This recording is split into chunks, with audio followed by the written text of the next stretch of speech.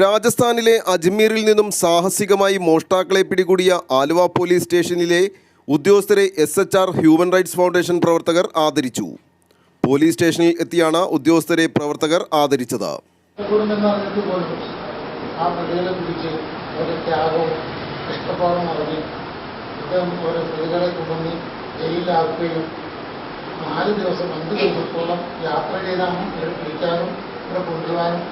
ഈ പോലീസ് ഉദ്യോഗസ്ഥർ കാണിച്ച ആ ഒരു അതിന് എങ്ങനെ അഭിനന്ദനം അറിയില്ല.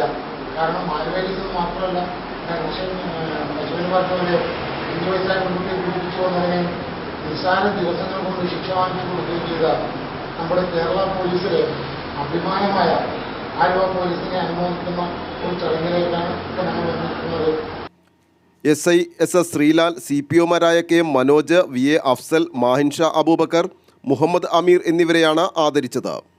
ആലുവയുടെ വിവിധ പ്രദേശങ്ങളിൽ മോഷണം നടത്തി രാജസ്ഥാനിലെ അജ്മീറിലേക്ക് കടന്നു കളഞ്ഞ ക്രൂരന്മാരായ മോഷ്ടാക്കളെ അവിടെ ചെന്ന് കണ്ടെത്തുകയും അവർ തോക്കെടുത്ത് വെടിവെച്ചിട്ട് പോലും തെല്ലും പതറാതെ അവരെ പിന്തുടർന്ന് പിടികൂടി തങ്ങളുടെ കൃത്യനിർവഹണം നടപ്പിലാക്കിയ ഈ ഉദ്യോഗസ്ഥരെ നമ്മുടെ ഈ മനുഷ്യാവകാശ സംഘടനയുടെ പേരിൽ ആദരിക്കാൻ ലഭിച്ച ഈ സന്ദർഭം വളരെ മഹത്തരമായി തന്നെ നമ്മൾ കാണുന്നു.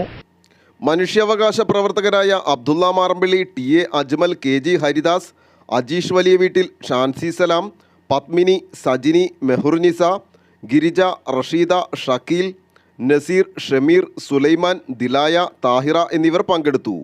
ആലുവ ലൈവ് ന്യൂസിനു വേണ്ടി സിദ്ദീഖ് കാരക്കാടനൊപ്പം സനൂപ് കളമശ്ശേരി.